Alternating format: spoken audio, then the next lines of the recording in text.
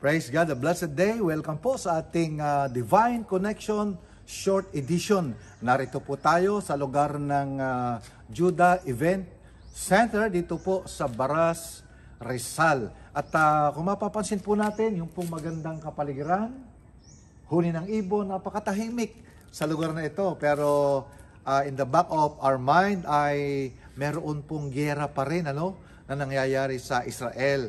At tunghayan po natin sa banal na kasulatan. Bakit ba, ano ba yung giyera-giyera na sa Israel? Tinanong po natin isang kasaysayan dito po noong lusubin ni Joshua, yung kanilang mga kalaban sa Lumang Tipan. Sabi po sa Joshua 11:21, "Then Joshua came at that time and cut off the Anakim from the hill country." Ito po yung mga higante nung panahon na yon.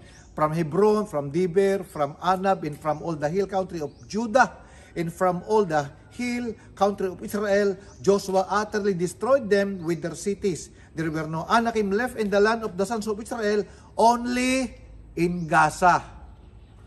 In Gat and in Asdod some remain. Mapapansin po natin, itinira po ni Joshua sa kanilang pakikipaglaban noon ang lugar ng Gaza, no? At sa kanilang panahon ngayon, ayun nga po, yung mga taga-Gaza pa rin, the same spirits na lumulukob sa mga taga-Gaza na yon, yung kalaban ng Israelita, ang siyang sumugod pa rin sa mga Israelita, kaya naman nag-retaliate itong mga Israelite sa ngayon, kaya patuloy ang giyera. Sa atin po, na mga mananampalataya, ano ba ang kahulugang spiritual nito? Sabi po doon sa Ephesians 5:26-27, kasi di ba nagtira kasi si Joshua ng mga tao sa Gaza, no? Pero tayo po, sabi dito, we are told to be angry but not to sin. This means that we can express our anger in a positive ways without letting it turn into hatred or revenge.